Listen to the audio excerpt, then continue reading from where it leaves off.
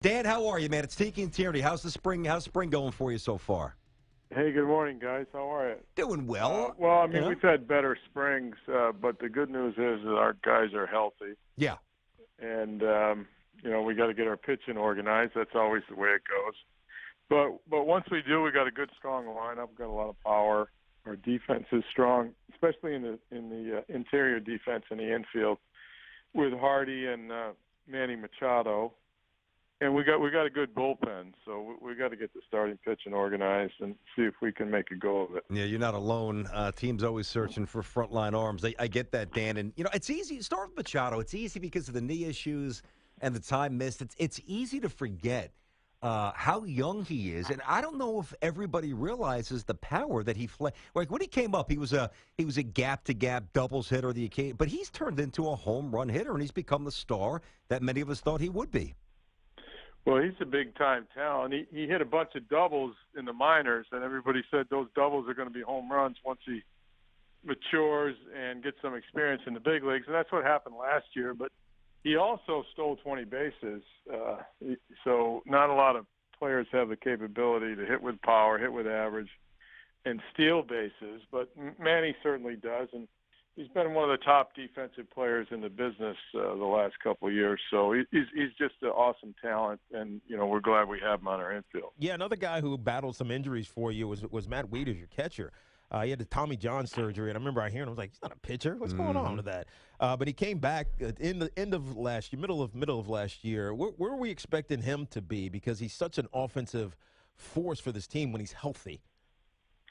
Well, he's back on a one-year deal with us, and he had a little setback the other day, experienced some elbow soreness. So he's going to have to shut it down here for a short period of time and try to get it going again. Ugh. Of course, he's motivated to have a really big year coming back from the surgery. He didn't have the benefit last year of a lot of time between the surgery and when he started playing again. So we're hopeful that he's going to have a good year for us. One of the top catchers, of course, and a catcher that can hit with power from both sides. So he'll be a big addition for us if we can get him back playing at his previous level. I remember when he came up. I mean, he was certainly an uber prospect, and there's a dearth of power-hitting catchers, and he's certainly one of them. I'm curious, though. I didn't even realize that because I'm so wrapped up in the college hoops here. A little bit of the setback with the elbow. Did he go back for an MRI, or is it not that serious? Well, he'll probably have a follow-up test this week, and that'll give us a little better idea of how long he'll have to be down. Oh, man, hopefully it's okay. Chris Davis, I don't know, Dan. I'm sure you guys were maybe dapping the forehead, a couple of beads of sweat at various points during the offseason.